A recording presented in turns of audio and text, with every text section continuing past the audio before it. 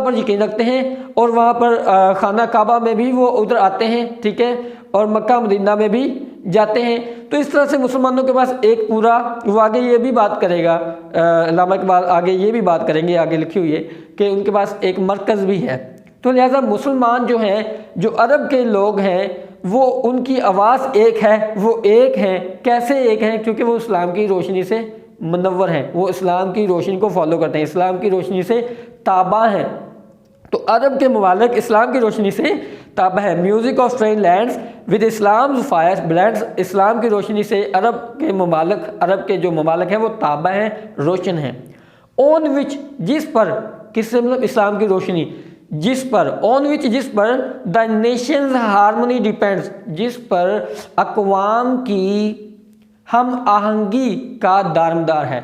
कहते हैं कि टोटल दोनों वर्सेस की जो ट्रांसलेशन कुछ इस तरह से होगी कि अरब के मालिक इस्लाम की रोशनी से ताबा हैं, जिस पर, अब जिस पर से मुराद इस्लाम की रोशनी पर, जिस पर जो अक़वाम की हम आहंगी का दारमदार है। यानी अगर आप इस्लाम की रोशनी में हैं, आप इस्लाम को फॉलो करते हैं, आप अल्लाह ताला पर यकीन रखते हैं, तो इस तरह से इस्लाम जो है वो भाईचारे का भी दर्स देता है। तो वो सभी को जो है वो हम आहंगी का दर्स देता है, तो सबको मिलजुल कर रहने का चूँकि इस्लाम दर्स देता है। तो इस तरह से ये एक इसका हम जितनी भी अक़वाम हैं उनका दारमदार इसी बात पर है कि वो इस्लाम की तरफ आएँ और इस्लाम की रोशनी से अपने आप को मुनव्वर करें। तो अगर वो इस्लाम की रोशनी से मुनव्वर हैं तो फिर वो क्या होंगे, वो एक दूसरे के साथ मिलजुल कर रहेंगे। यानी इस्लाम की रोशनी से ताबा हैं तमाम अरब के ममालिक, और जिस पर जो ममालिक यानी तमाम अक़वाम की हम आहंगी का दारमदार है। यानी तमाम ऐसी रोशनी से वो ताबा है जिस पर तमाम अक़वाम की हम आहंगी का दारमदार है। तो यहाँ पर उन्होंने यही बात की है कि इस्लाम की रोशनी जो है उसी के ऊपर ही इत्तेहाद बेस करता है। अगर आपके पास इस्लाम है तो आप इत्तेहाद के साथ रहेंगे, अगर नहीं है तो नहीं रह सकते। अगली बात करें, empty of concord is the soul of Europe, Europe की रूह हम आहंगी से खाली है। हम आहंगी से मुराद कि भाईचारा यानी मिलजुल कर रहना, प्यार मोहब्बत से रहना।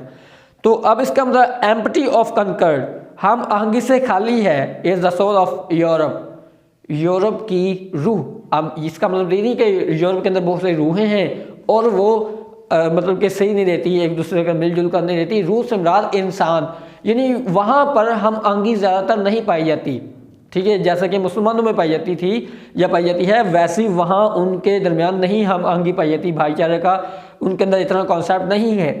तो इसलिए कहते हैं कि हमारा और उनका एक डिफरेंस है। हमारे अंदर भाईचारा हम आहंगी पाई थी इस्लाम की वजह से, और उनके अंदर नहीं है। उनके अंदर नहीं है, ऐसा क्यों है? उनकी क्या वजह है? हमारे अंदर हम आहंगी है, भाईचारा है, मिलजुल कर हम रहते हैं। हमारी वजह क्या थी? इस्लाम की रोशनी, ठीक है, जो उसने अक़वामों को, जो कौमों को जोड़ कर रखा हुआ है। लेकिन उनके पास ऐसी नहीं है, हम आहंगी की रोशनी उनके पास नहीं है, उनके पास भाईचारा नहीं है। तो क्या वजह है कि उनके पास क्यों नहीं है? आगे वो बात बता रहे हैं इस वर्स में। क्या कहते हैं? Whose civilisation to know Mecca bands, क्योंकि उनकी जो हुज, जिनकी सिविलाइजेशन तहजीब में मक्का जैसा कोई मरकज़ नहीं। कहते हैं कि यूरोप की रूह हम आहंगी से खाली है, यूरोप की रूह हम आहंगी से खाली है, जिनमें मक्का जैसा कोई भी, जिनकी तहजीब में मक्का जैसा कोई भी मरकज़ नहीं है, जिनकी तहजीब में मक्का जैसा कोई भी मरकज़ नहीं है। तो ऐसे यूरोप जो है, ऐसा यूरोप हम आहंगी से खाली है, हम आहंगी की रूह से खाली है।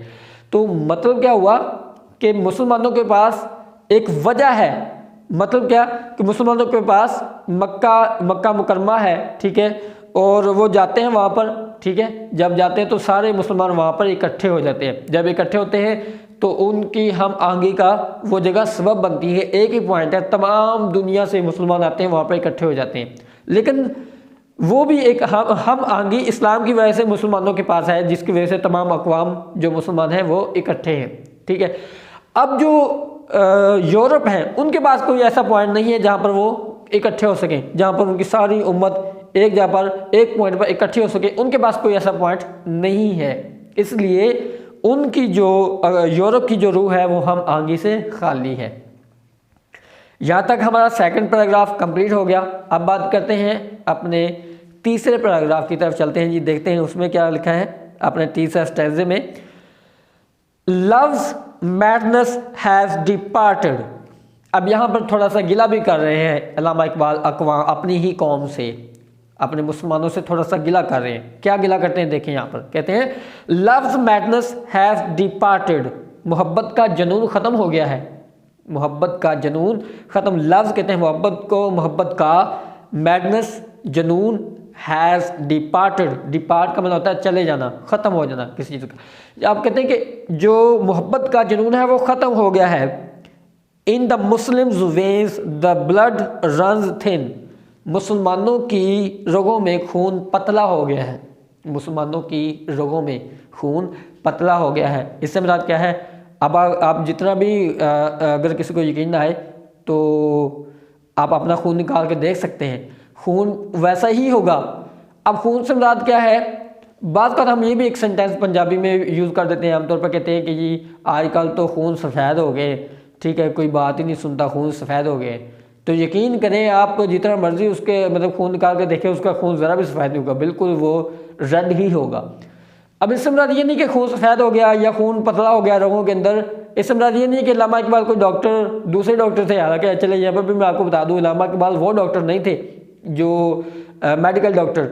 अल्लामा इकबाल के साथ डॉक्टर का खिताब लगाया तो वो मेडिकल डॉक्टर नहीं है, असल पीएचडी डॉक्टर हैं। पीएचडी बंदे को डॉक्टर कहा जाता है, वो पीएचडी डॉक्टर है इसलिए उनको डॉक्टर कहा जाता है। तो आप यूँ ना समझ लीजिएगा पता नहीं एक तो वो थे डॉक्टर, डॉक्टर का नेम उनके साथ लकब लगा हुआ है, डॉक्टर का खिताब मिला हुआ है डॉक्टर का, तो लिहाजा पता नहीं वो जो डॉक्टर है पता नहीं उन्होंने लोगों की नब्ज़ें चेक की थी या उनके अंदर उन्होंने फिर खून उनके ब्लड टेस्ट किए थे जी कि पता नहीं वो जो है वो शायद उनका खून पतला है इस वजह से। नहीं, ऐसा नहीं है।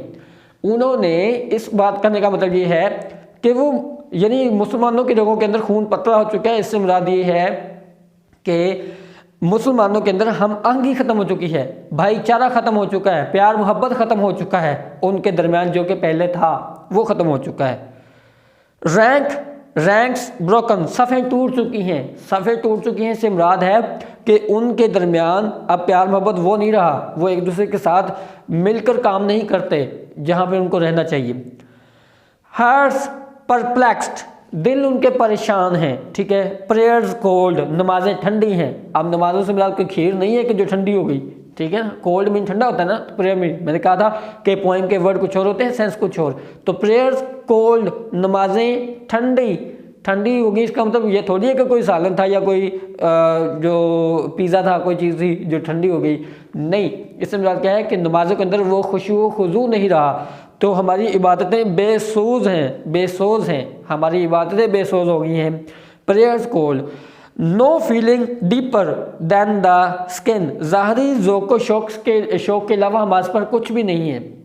स्किन मतलब कि वैसे जल्द को कहते हैं, इसके बाद ज़ाहरी तौर पर हमारे पास कुछ भी नहीं है। तो सिर्फ ऊपर ऊपर से हमारे पास ज़ौक़ शौक़ है, थोड़ा बहुत ऊपर से मिलते हैं, बनावटें हैं हमारे पास, बनावटी वर्ड्स हैं हमारे पास, लेकिन अंदर से डीपली हमारे पास कुछ भी नहीं है, ठीक है। ज़ाहरी तौर पर हम एक दूसरे को दिखावा करते हैं। तो ये था सारा इस पोएम की एक्सप्लेनेशन भी, ठीक है। और इस पोएम का हमने ट्रांसलेशन मैंने आपको कर दी। और बहुत सारे स्टूडेंट्स थोड़ी सी मिस्टेक करते हैं जब उनसे क्वेश्चन आता है रेफरेंस टू द कॉन्टेक्स्ट, वो रेफरेंस की हेडिंग नहीं देते, कॉन्टेक्स्ट की हेडिंग नहीं देते, डायरेक्ट एक्सप्लेनेशन ही लिखते जाते हैं। तो ऐसा नहीं करना, ऐसे क्वेश्चन आपका गलत हो जाएगा, मार्क्स आपको बिल्कुल भी नहीं मिलेंगे।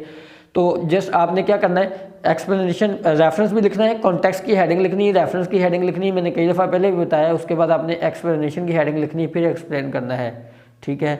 तो इसके बाद बाकी आपके जो डिफरेंट बुक्स के अंदर एक्सप्लेनेशन दी हुई है आप वहाँ से याद कर सकते हैं और पेपर के अंदर आप लिख सकते हैं, ठीक है। तो बाकी यहाँ इसके नीचे एक थीम दिया गया है, ग्लोसरी भी दी हुई है, वो भी आप लोग देख लेंगे। और यहाँ पर देख लेते हैं जी वर्ड्स मीनिंग, कुछ मैंने यहाँ पर आपके लिए सिनोनिम लिखे हैं। और कुछ बच्चों ने, एक और मज़ेदार की बात, कुछ बच्चों ने एक्सप्लेनेशन के अंदर वो जो है वो वर्ड्स मीनिंग भी लिखे हुए थे। सिंपली यानी कि ऐसे ही जैसे मैंने वाइट बोर्ड के ऊपर मेंशन किया हुआ वर्ड्स मीनिंग, उन्होंने उस एक्सप्लेनेशन के अंदर भी सिनोनिम्स लिखे हुए थे। ऐसा नहीं आपने करना, अलग से उन्होंने टेबल बना के लिखा हुआ था, ऐसा नहीं। एक्सप्लेनेशन के अंदर जस्ट आप लोगों ने एक्सप्लेन करना है, स्टैंजे को एक्सप्लेन करना है जो जितना भी आप कर सकें, ठीक है, एक्सप्लेन करना है। उसके अंदर वर्ड मीनिंग आप लोगों ने बिल्कुल भी नहीं लिखने होते। तो इसके अलावा जो आपके पेयर ऑफ वर्ड्स होंगे वो भी आप याद करेंगे। पेयर ऑफ वर्ड्स आपके 110 to 20, ठीक है, 10 to 20 आप लोगों ने करने, तो वो भी याद रखिएगा, साथ साथ करते जाएंगे। चलें देखते हैं जी। वर्ड मीनिंग फेथ बिलीफ, इसके बाद है स्टैक ट्रायल, ठीक है, स्टैक मुसीबत को कहते हैं, ट्रायल भी मुसीबत परेशानी, ठीक है। इस तरह से self honouring, sport one's ego, captivate attract, slavery bondage, इसी तरह से ब्लेंड मिक्स्ड, ब्लेंड मीन जोड़ना, मिक्स करना, ठीक है। इस तरह से हार्मनी यूनिटी, इस तरह कंकर्ड पीस, परप्लेक्स्ड, ये वर्ड परप्लेक्स्ड है PERPLEXED, परप्लेक्स्ड कंफ्यूज्ड, इस तरह से depart exit, madness delusion, love affection. तो ये थे आपके वर्ड्स मीनिंग। इसकी आप एक्सरसाइज आप लोग खुद कर लेंगे, ठीक है। तो उम्मीद करता हूँ आपको सारी चीज़ें जो हैं वो समझ आ गई होगी। तो फिर मिलेंगे इंशाल्लाह नेक्स्ट वीडियो लेक्चर में, तब तक के लिए अल्लाह हाफिज़।